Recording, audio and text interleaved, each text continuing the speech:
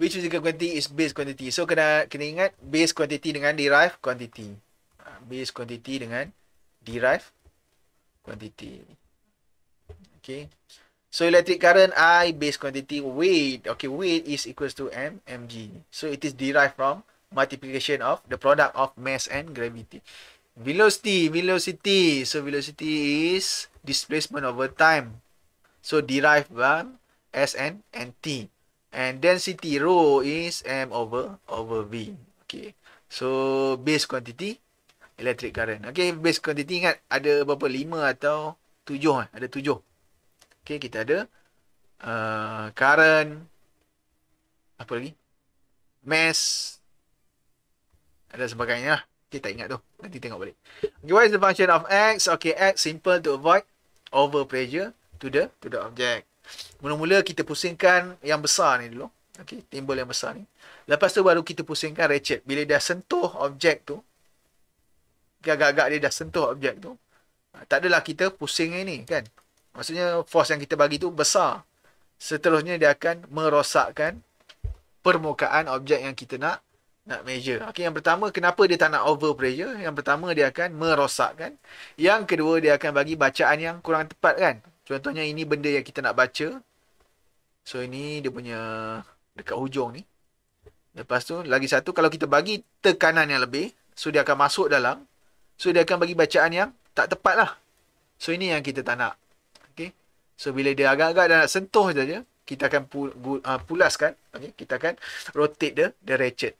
Okay, ratchet ni maksudnya force yang kita bagi tu sikit kecil je gear dia. Okay, so dia akan touch sikit. Lepas tu dia bila touch dia dah akan berhenti. Okay, pressure dia dah tak masuk dah lah. Okay, show two shooting marks on target. Which shooting mark show the highest precision? Okay, precision. Precise. Precise apa? Precise bukan tepat kan? Dia ada precision, precise. Lagi apa lagi? Term yang ada? Accurate. Accurate. Okay. Sensitive kan? Ni semua sensitivity. So, precise adalah ability of the, kalau instrument lah kan? Okay. To give bacaan yang sama lah. Lebih kurang sama kan? Okay. Accurate, bacaan yang tepat dengan, yang hampir dengan nilai yang sebenar. Okay. Accurate adalah bacaan yang tepat. Okay. Yang hampir dengan nilai yang sebenar. Precise adalah bacaan yang lebih kurang sama je. Bagainya. C lah kan? Betul tak C? Saya tak ingat ni. Betul. Betul C, okay.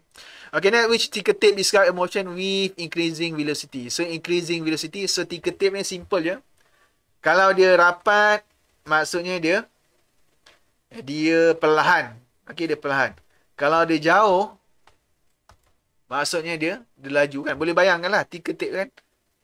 Ticker tape, dia naik. Pak. So, kalau ticker tape tu bergerak perlahan, so dia boleh tick banyak-banyak lah. Pak. Kan? Tapi kalau tape tu laju, sok sekali lalu, so dia boleh tick satu, lepas tu tape tu dah bergerak laju dah. Lepas tu jauh pula, tick satu lagi. Kan? Sebab tape tu laju. So tu, dua tu benda kena lah. Okay, kena faham. Dekat mana laju, dekat mana perlahan. Direction penting. Okay, direction of motion penting. Supaya kita tengok apa perubahan yang berlaku. Contohnya dekat sini, dia bergerak ke sini.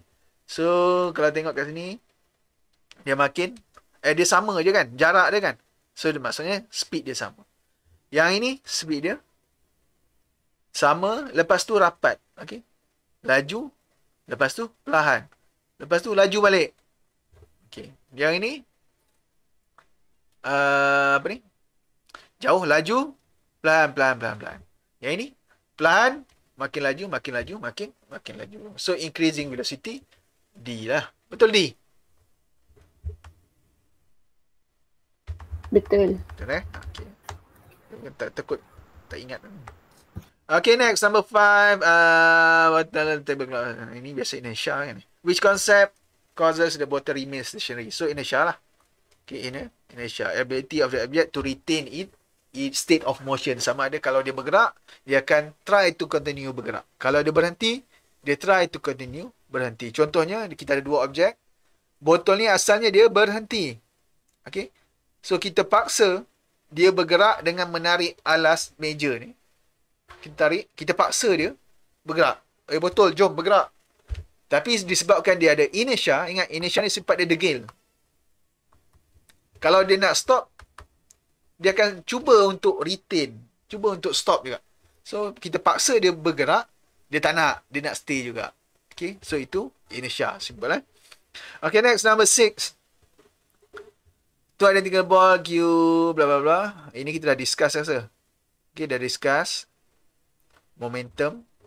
Number 7, why did the boy bend his knees? Okay, ini pun impulsive force kan? Ini impulsive force.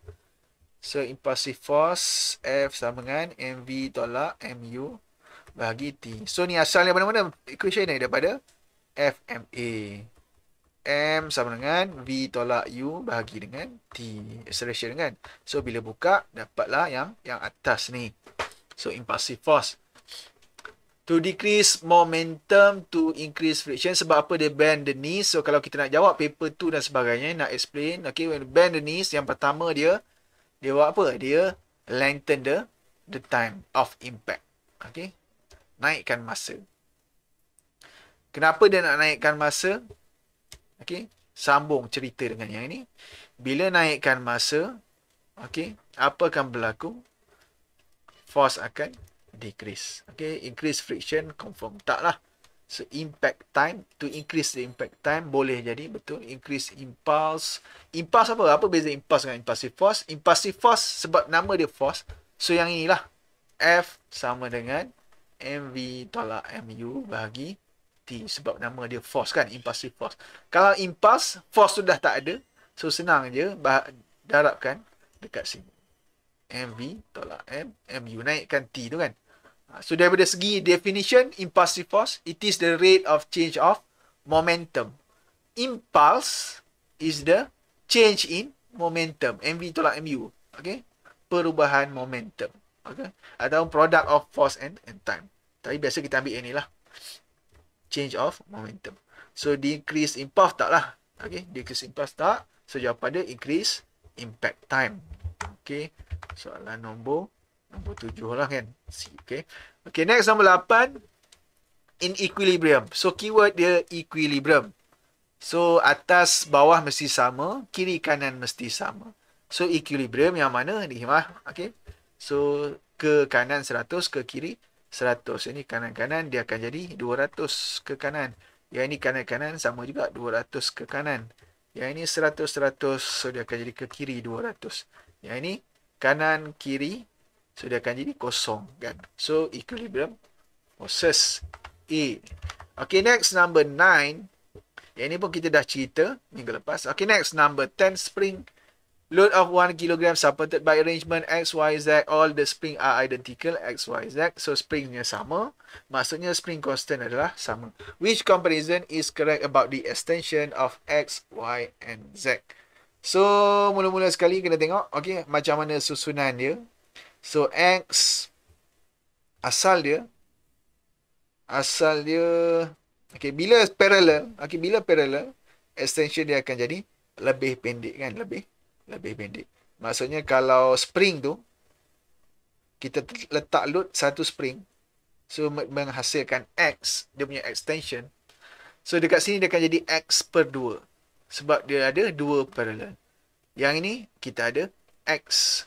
Kemudian tambahkan. Tambahkan, dia akan jadi 1 per 2, 3 per 2, X. Kan? Yang ini X, semuanya parallel. So, X per 3. Dia punya extension. So, X per 3.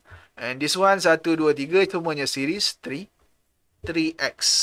So, which comparison is correct about the extension? So, lebih besar, lebih kecil. Okey, digunakan lebih kecil. Yang mana lebih kecil? Yang paling kecil adalah 1 per 5. Yang inilah kan. X, Y lebih kecil daripada X lebih kecil daripada paling besar sekali Z lah kan. So, Y, X, Z. So, D lah. Okey, D. Nombor 10D. Okay, nombor 10D. Okay, next nombor 11. Yang ni kita dah discuss. Itu pun ada cacat sedikit soalan sebab dia tak nyatakan mass. Sepatutnya dia bagi tahu mass dia sama. Okay, baru kita boleh bagi jawapan. Sebab soalan ni ada cacat sikit lah. Okay, kena tahu. Sebab pressure depends pada these two factors. Okay, bila kita nak investigate one of the factors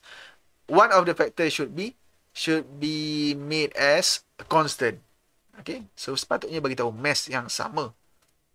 Okay, macam mana nak relate dengan pressure? Sing lah. Okay, sing. Kenapa dia tenggelam? Depends pada pressure. Pressure depends pada dua benda. Mass ataupun mass pula. Dah salah ni. Force ataupun area. Okay, force ataupun area. So, sepatutnya kena bagi tahu mass. Sebab apa mass? Sebab force dekat sini adalah weight. Weight sama dengan mg. So, ada kaitan dengan mass. G dah constant. So, tak ada masalah. Kita tak fikirkan tentang G. Okay, next. Nombor 12. What is the pressure at point P? So, point P, kita kena faham apa yang menyebabkan dia ada tekanan. So, dekat mana? Adakah air daripada bawah memberi tekanan? Okay, tak. Air yang dekat bahagian atas sahaja yang memberi tekanan dekat point P. So, this part. Okay, air yang dekat atas. So, kena tahu ada berapa dia punya kedalaman air. Sebenarnya kita nak tahu pressure dia, kan? Kita nak tahu dia punya weight dia, kan? Tapi kita boleh gunakan dia punya kedalaman. Kita ambil kedalaman. So, kedalaman dia berapa? 20 tolak 8. So, 12 cm lah. 12 cm. So, pressure in liquid, kita boleh gunakan rho GH. Rho GH. So, yang ini. Kemudian, apa lagi? What is the pressure at point P? At point P, Dia soalan ni ada cacat ni. Okay.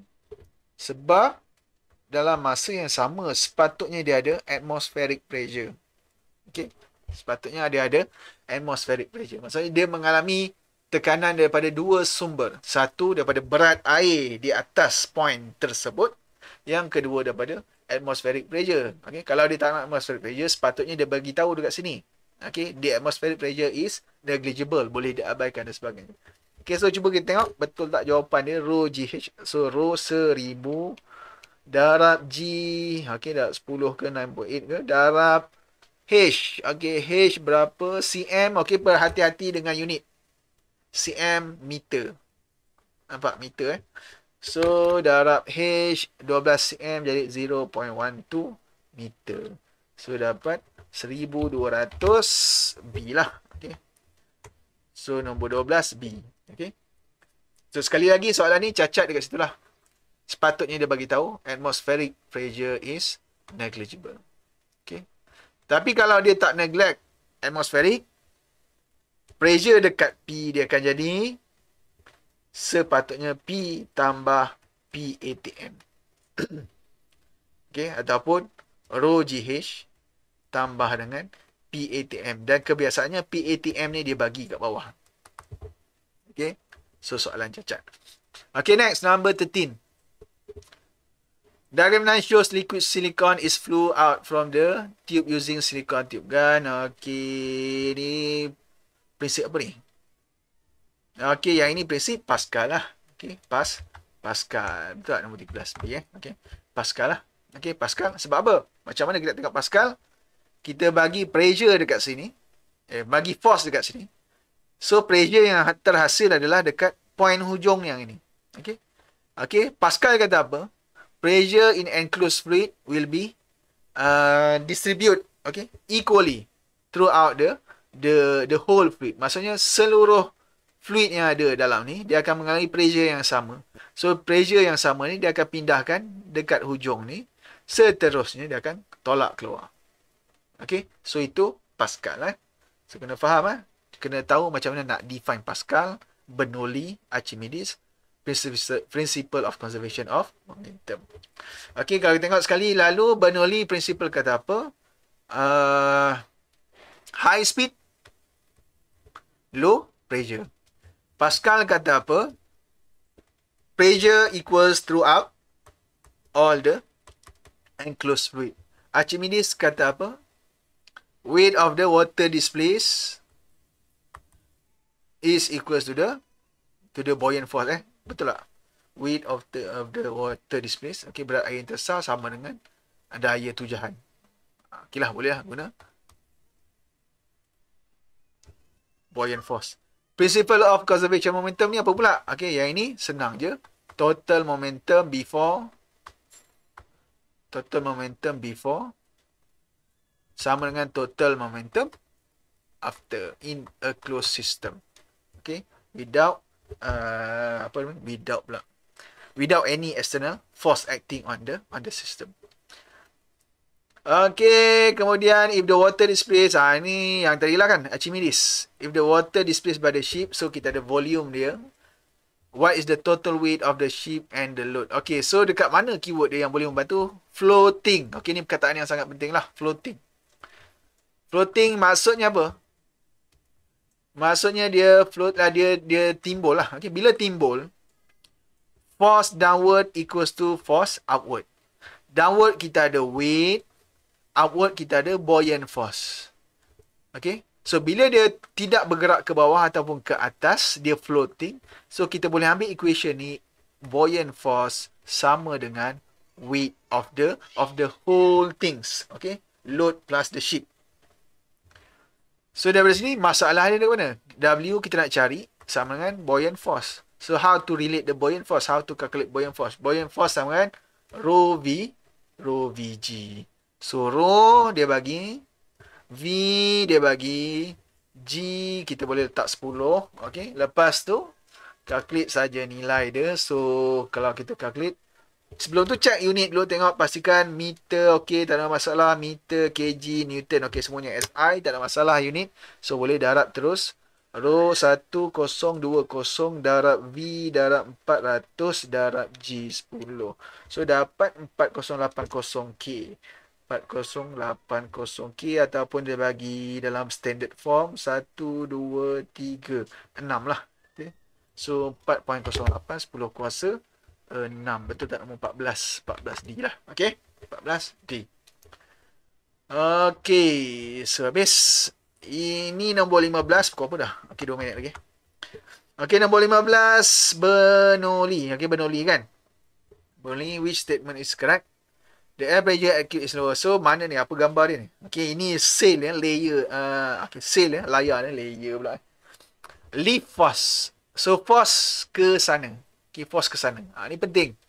Force Sebab apa force penting? Sebab kita kena tahu dalam Bernoulli ni, force yang terhasil, okay, lifted force ke apa force dan sebagainya yang menolak dia should be pointing towards from high pressure to low pressure. Okay. So bila tahu force dia bergerak ke sana, so automatic kita boleh detect dekat mana low pressure, dekat mana high pressure.